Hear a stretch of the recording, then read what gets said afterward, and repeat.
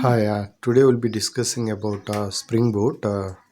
We all know the Spring Boot is a very good framework for developing Java-based applications. Spring Boot is a framework where you can build Java applications, web applications, enterprise applications, any application you can build using a Spring Boot.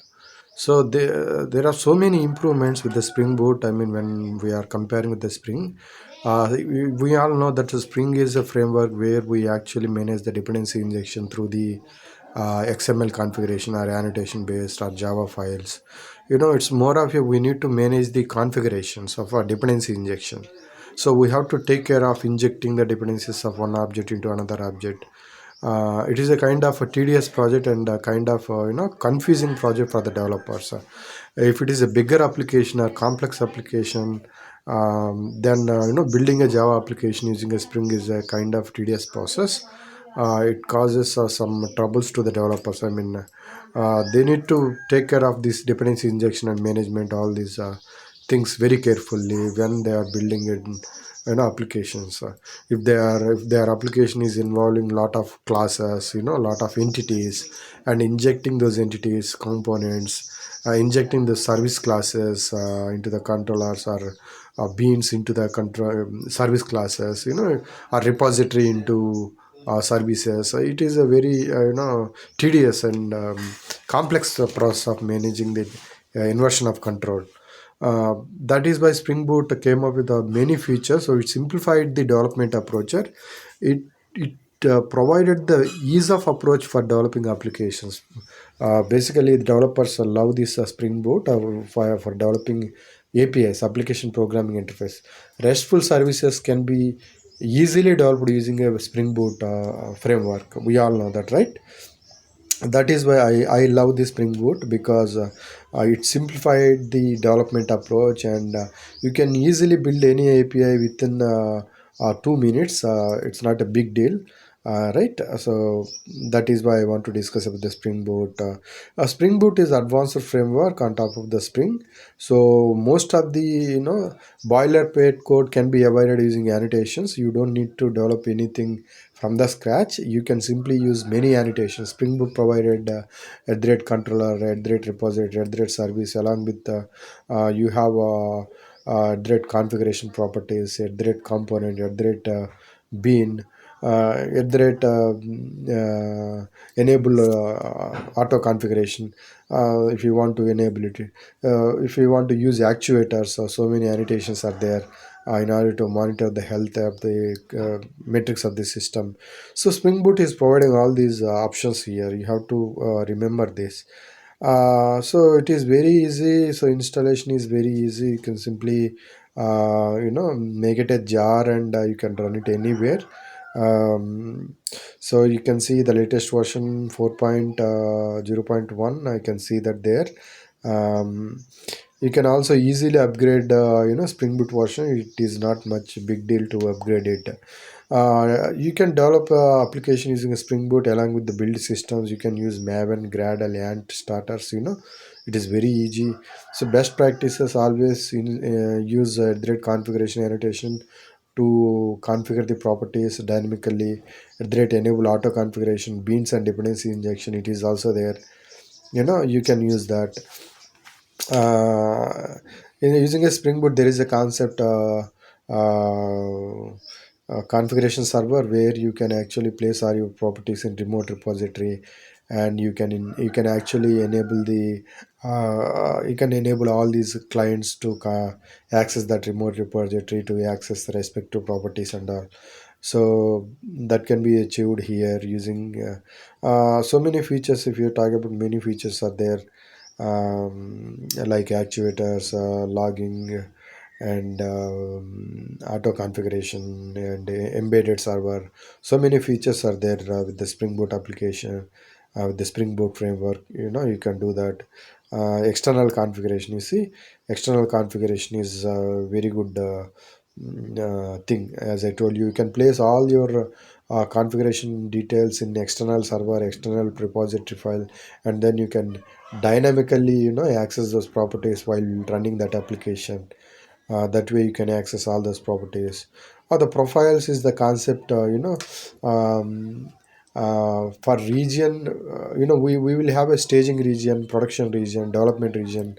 We'll have different regions when building and deploying application, right?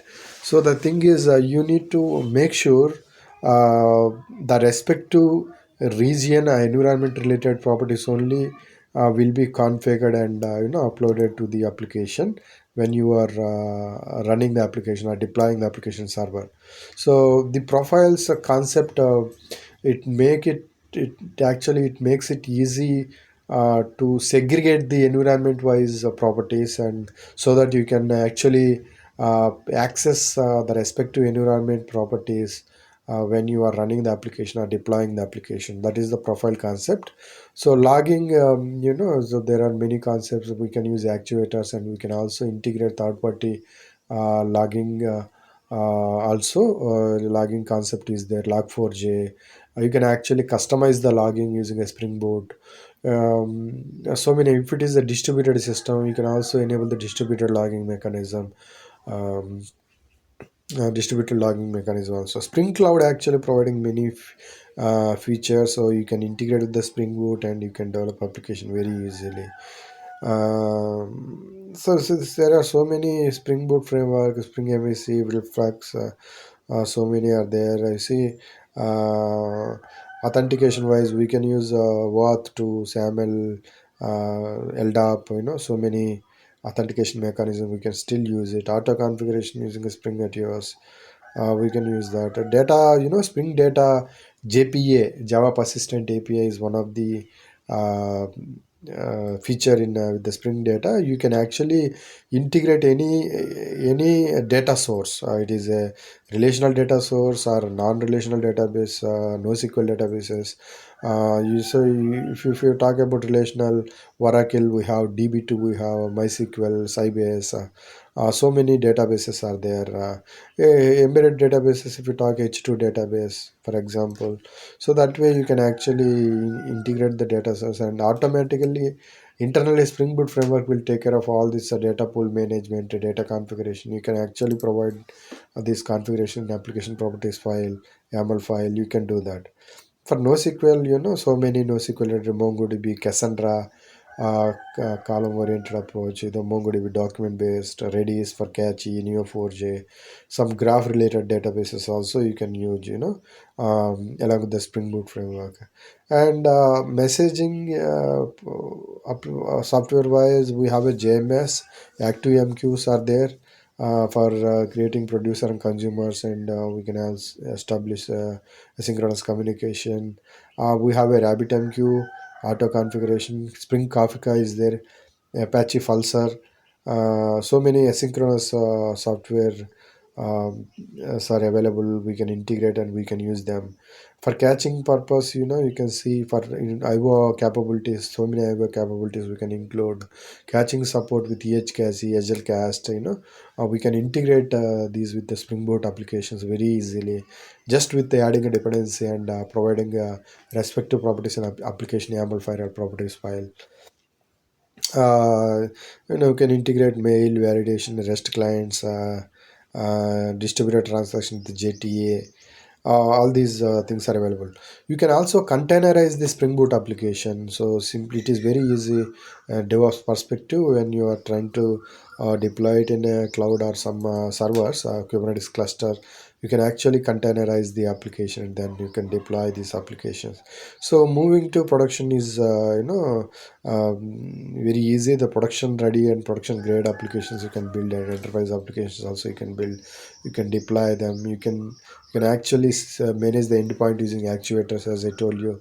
You can integrate, manage the endpoint, and see the health and what are the endpoints, how is the services of each and every endpoint. You can observe that connection options. You can use HTTP also, or synchronous options also.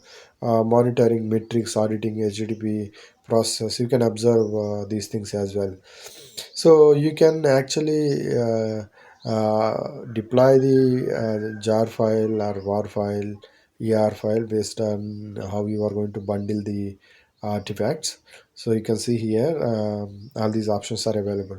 So this way you can actually deploy the application very easily. The Spring Boot is a very good framework.